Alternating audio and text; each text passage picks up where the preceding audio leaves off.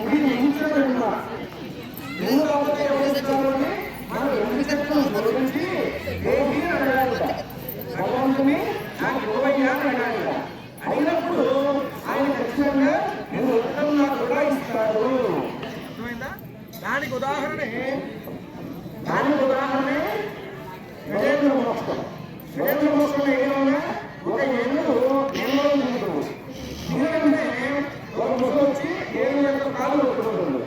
పట్టుకోగానే ఆ ఏనుగు రోజున అది ఏడుస్తున్నాడు. చాలా ఎక్కువ ఎట్టుకుంటున్నావు వదిలిపెట్టుకోవాలని చెప్పి ఏడుస్తుంది. ఏడుగా ముసలు వదిలిపెడుతున్నా దాని ఆహారం ఏనుగు అంటే నిలబడికి ఏదైనా కూడా ఆ ముసలికి కట్టి తింటుంది. ఆ విధంగా ఏనుగు ఎంత భూమి బలమైనా కూడా ఏనుగులో ముసలైనటువంటి బలమైంది. అప్పుడు ఏమనాలి భగవంతుగా కాపాడాలి అనాలి కదా. అనకుండా నేను చేతుడిని అంటే నా యొక్క బలం ఎవరికీ లేదు. అటువంటి ఈ ఏనుడికి ఈ ఏనుగుకి ఒక చిన్న ముసలి పట్టుకుంటే ఎంత బాధ వస్తుందా. నా అంతటి ప్రాణమే పొందబడుతుంటే మిగిలినటువంటి ప్రాణం పరిస్థితి ఏమిటో ఉంటుంది తప్ప అందుతుంది తప్ప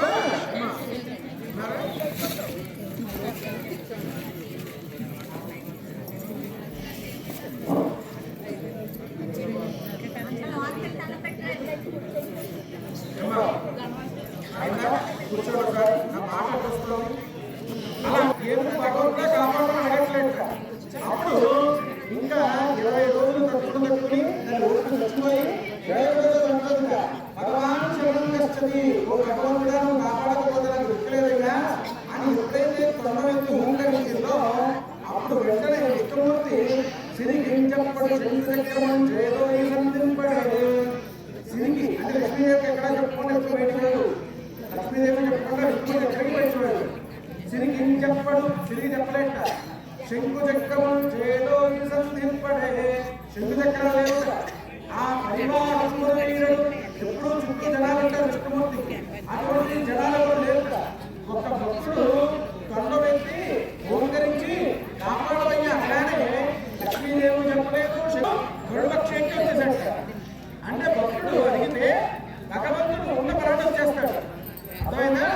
కాబట్టి ఈ నిత్యాన్నదానంలో ఈ గర్భధాన్యంలో ఏదైతే ఉందో ఈ నోని మీరు ఎందుకు చేస్తున్నారయ్యా అంటే పూర్వాపురాల్లో ఏదైనా మారు ఒకరి దగ్గర నుంచి నోటి దగ్గర నుంచి తిండి రాకున్నారు. అర్థమైందా? తర్వాత ఇతర జన్మయందు ఆర్చిస్తే గానీ కడుపు నింపుకునేటువంటి దుస్థితి రాకుండా. అర్థమైందా?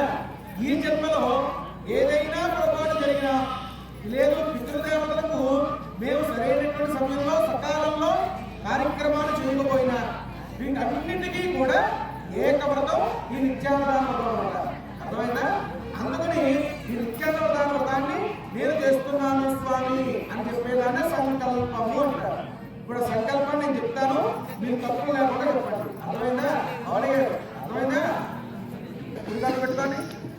అస్మాకం సహ కుటుంబస్య క్షేమ స్థైర్య ధైర్య వీర్య విజయ అభయ ఆయు ఆరోగ్య ఐశ్వర్య అభివృద్ధి సిద్ధ్యర్థం మమ ధర్మ అర్థ కామ్య మోక్ష చతుర్విధ పురుషార్థ ఫల సిద్ధ్యర్థం మమ ఆధ్యాత్మిక ఆదిభౌతిక ఆదిదైవిక తాపత్రయాది నిరహరణ ఫల సిద్ధ్యర్థం మమ ధార్య యౌవన కౌమార ఆత్మకేషు దుస్వప్న దుశ్శకున దురుదిత సకల యోదోష దుర్దోష పరిహార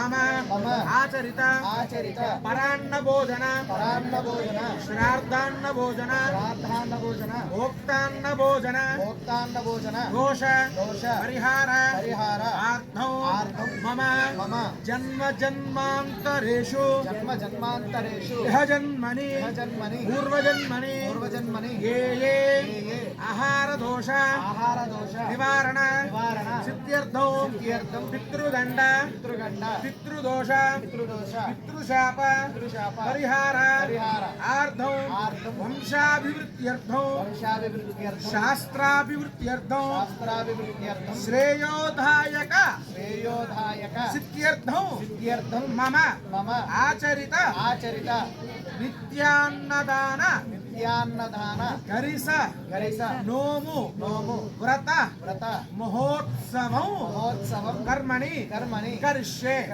अतौ मम आचरित प्राङ्मुखेन सप्तऋषि लक्ष्मीनारायण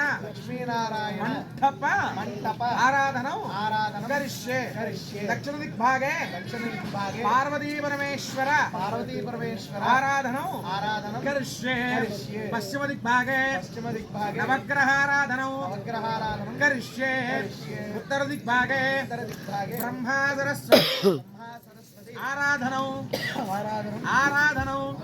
कर्मणि करिष्ये अतौ नवदुर्गा प्राप्त्यर्थौ अनुग्रह कृपाकटाक्ष वीक्षण प्राप्त्यर्थौ नवदुर्गा आराधनौ करिष्ये अतौ आचरितः यथाशक्ति नित्यान्नदान व्रत महोत्सव समये आचरित अष्टदिक्पालक पंचपालक नवग्रह सहित इष्टदेवता कुलदेवता ग्रामदेवता अत्यंत कृपाकटाक्ष वीक्षण प्राप्त्यर्थौ यथाशक्ति मंटप आराधनौ करिष्ये अनंतरेण दशदान सहित प्रत्यक्ष गोदान महौ करिष्ये చక్కగా మీ చేతి రక్షణ ఎదురు వేసేయండమ్మా కింద తమలపాకు వేశారు కదా దాంట్లో వదిలిపెట్టేయండి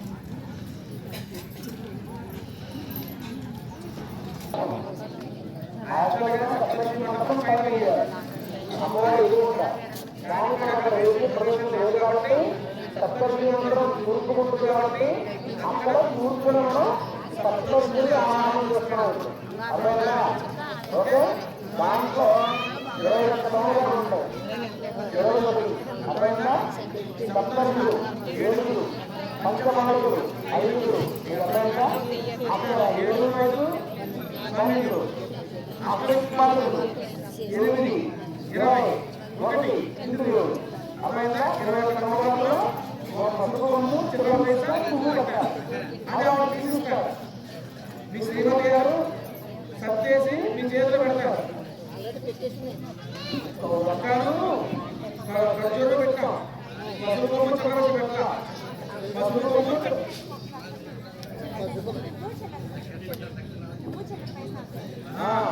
ఏమా భగవాన్ గారు మీరు సత్యానికి ఇవ్వాలి అయి చూపించాలి అత్రి మహర్షి బ్రహ్మణ్య దేవాయ బ్రహ్మరాజ యోగాయ కృష్ణాయ గోవిందాయ నమో నమః అత్రి మహర్షి నమః యామి స్థిరో భవ సుఖాసనం కుర్యాత్ పుష్పం చంద్రవేశం పెట్టాలి పుష్పం కూడా పెట్టాలి పుష్పం పెట్టాలి చూడండి రైట్ మొదటి నుంచి పేరేమిటి అత్రి ఓకేనా రెండో ఓం త్రివర్ణహాయ నమో నమః ఓం అశ్చందరామణేమహే ఆతం దిగ్గాయ ఆతం దిగ్గవదే ఐవేశ్వరస్వరః స్వస్తిర్వామదేభ్యః ఊర్ధ్వం దిగావేదం నందాస్తు ధ్వరేః సుందరస్పదే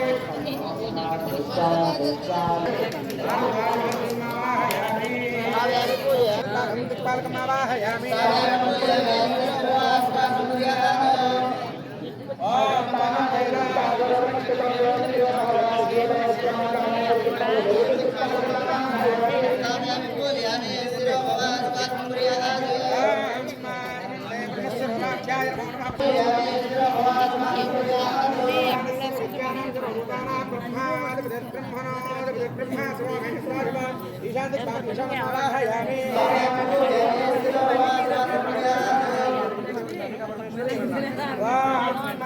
నమస్తే విశ్వేశ్వరాయ మహాదేవాయ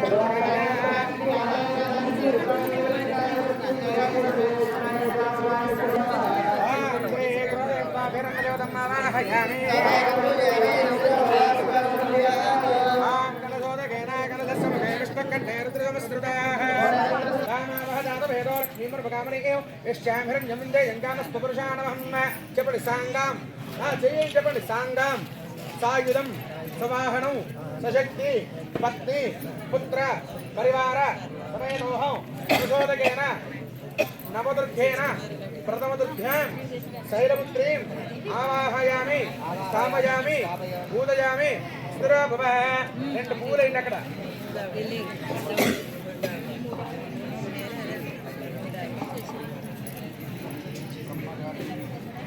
అయిందా వేసారా? మళ్ళీ నెక్స్ట్ తర్వాత వెళ్ళండి అమ్మవారి దగ్గర చేయవేయండి. వాహం శ్రీమన్మహాదేవతేభ్య ఈవిడ శైలపుత్రి. అర్థమైందా? మగోరేభ్యో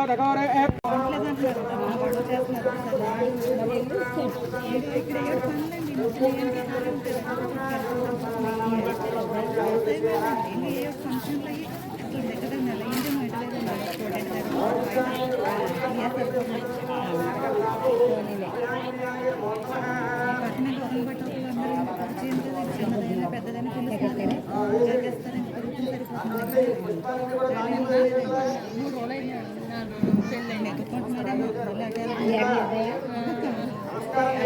సాయంత్రం హాస్టల్కి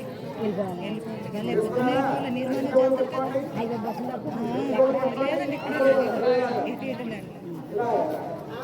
మనకి జాతరగా నేను వచ్చిన ఇంకో గంట బయట మా ఎకరాలు ఉంది